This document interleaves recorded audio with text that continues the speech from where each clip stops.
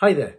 Well, today we're going to conclude our look at the 30 wise sayings, which are found in Proverbs chapters 22, 23, and today we're looking at chapter 24.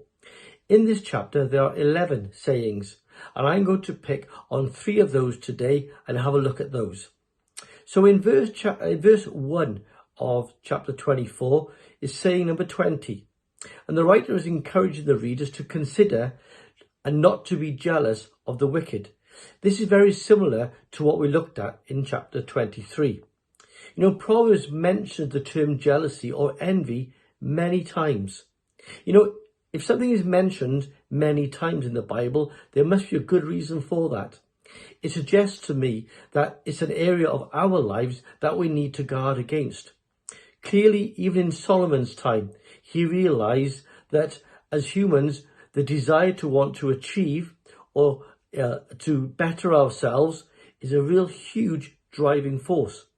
And as followers of God, we need to be very careful of what and who we allow to influence our lives.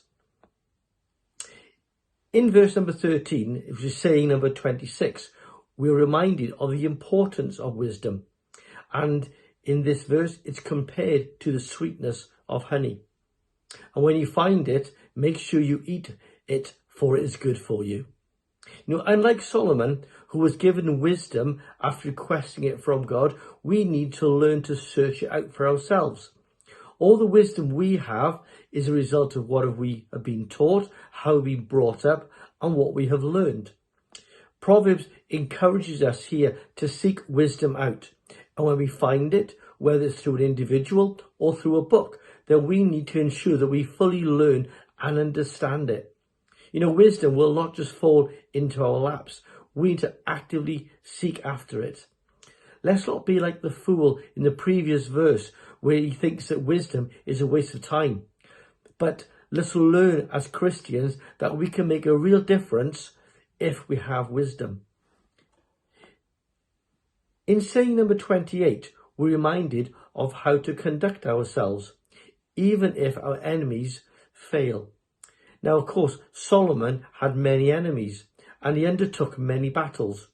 Thankfully, we don't have those today, but I'm sure there are many people that may rub you up the wrong way, or even they're actively trying to cause you harm.